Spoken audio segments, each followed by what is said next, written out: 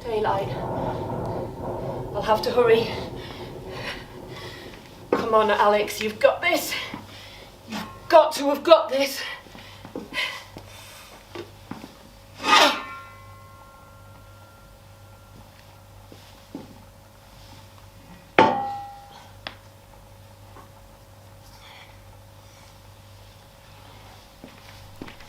Elizabeth. Tom's fiancée.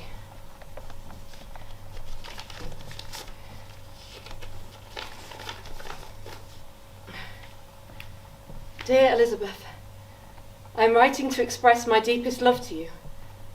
I know it's been months, but we've almost made it. I miss you so much, more than you could ever imagine. I'm still writing to you from the top of the hill. We have been defending it for 65 days now, and the enemy cannot get past. Keep hope. I have a feeling the war will be over very soon. You've always told me it isn't hope that moves us to persist, but because we persist, we have hope.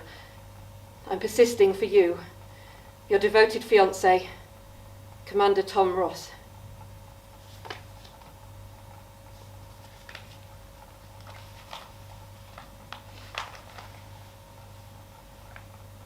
Day 65.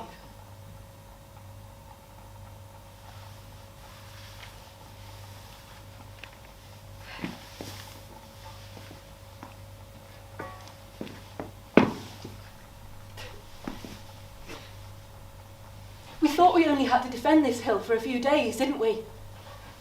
Hold it to buy the main forces time. The Ninth Company to the rescue.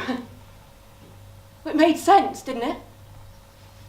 On our left is that sheer cliff. There's nothing but a valley down there. On our right are those beautiful colossal mountains capped with snow.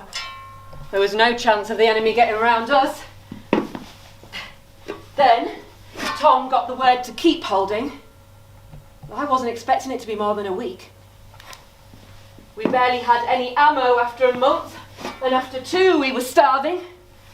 Message after message saying not long and promising reinforcements. I was here 93 days in the end.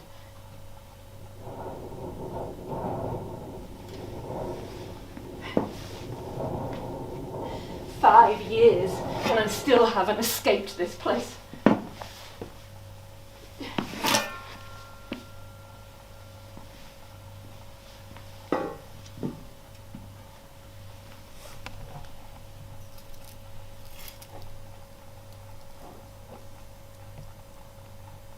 Isaac Anderson, my comrade. I can't remember how you lost your life. The memories of this place are like illusions.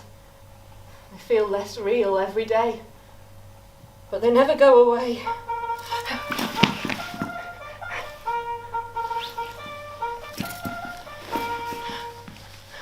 The reveille?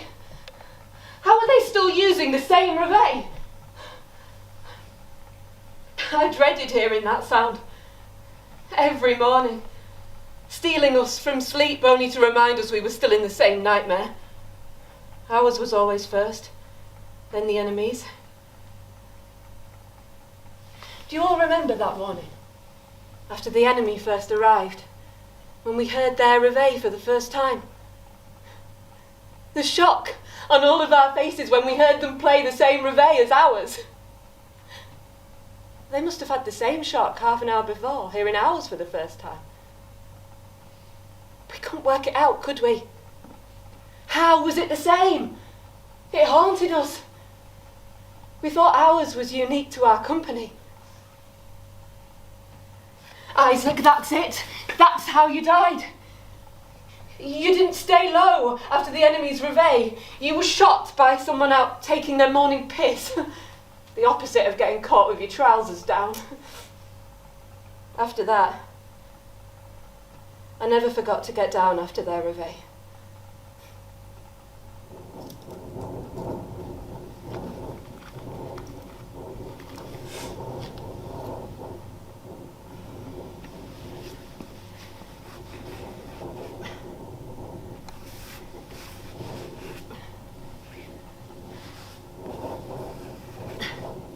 There is so much hidden in this hill. Oh.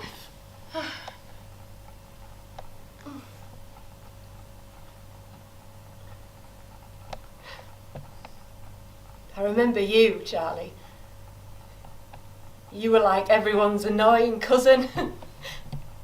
Following us around, constantly talking, far too much energy even for a war zone. I gave you my perfume for your birthday, just to make the experience of having you so close all the time a bit more pleasant. You never wore it, even though I repeatedly told you to. The smell of her corpse.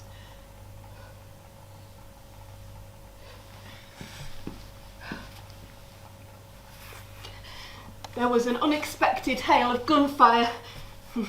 We scrambled. I jumped into a trench. It wasn't long before the end. Your face was right there in mine. I almost laughed, but then I smelt that strong smell. It was a mixture of perfume and blood. You didn't move. I looked down, and you had your hand across your chest, your fist clenched tightly around something. I opened it, and there was my perfume bottle, smashed, with blood staining my writing on the name tag.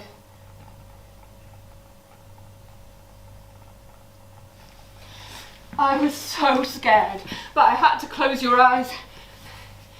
Your forehead felt so cold, it didn't feel like you. Just imagining your over-enthusiastic brain cooling down to the temperature of an autumn breeze. I lost you. I couldn't save you. They said there'd be reinforcements. They said there'd be tanks. And where were you, Tom? Where did that quote get you? It isn't hope that moves us to persist, but because we persist, we have hope. You gave up after 81 days. You jumped off the cliff, straight into the valley, unblinking, fixated on the snowy peaks on the other side.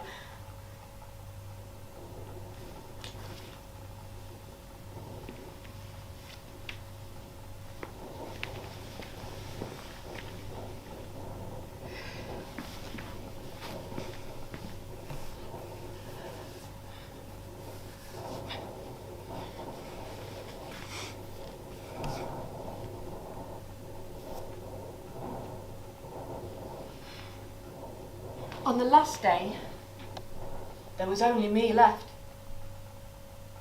All of you were gone.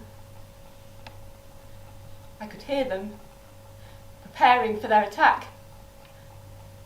I waited desperately for their bugle call. I had 6 bullets left. It's the end, I thought. I was scared, but I was just thinking about all of this being over. Bugle call never came.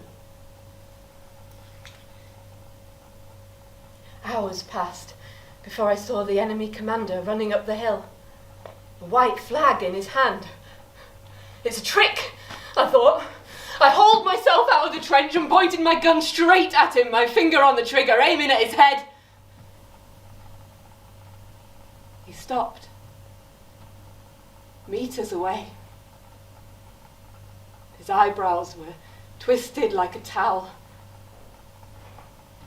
There was just stillness. The flag waved calmly in the breeze.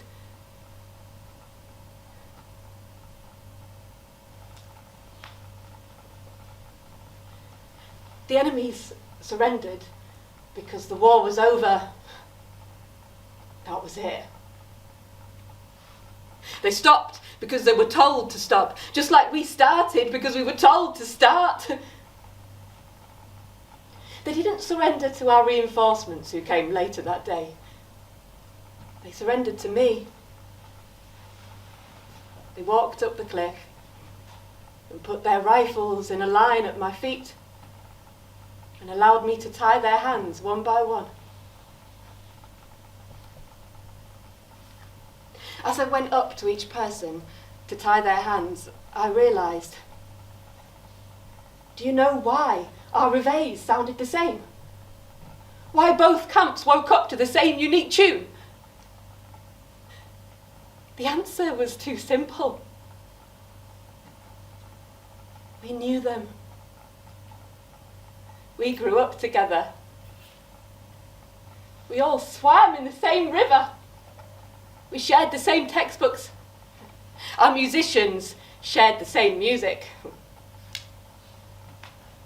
Their trumpeter had even had a crush on me when we were younger. We're all the same people.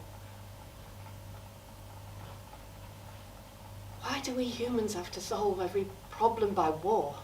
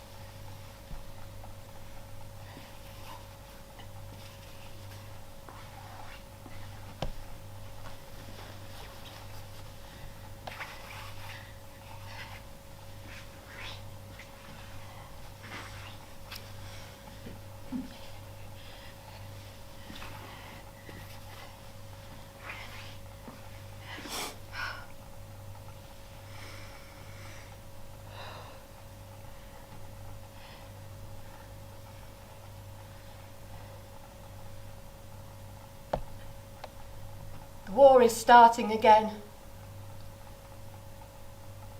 I won't. If I must die, I should die with all of you.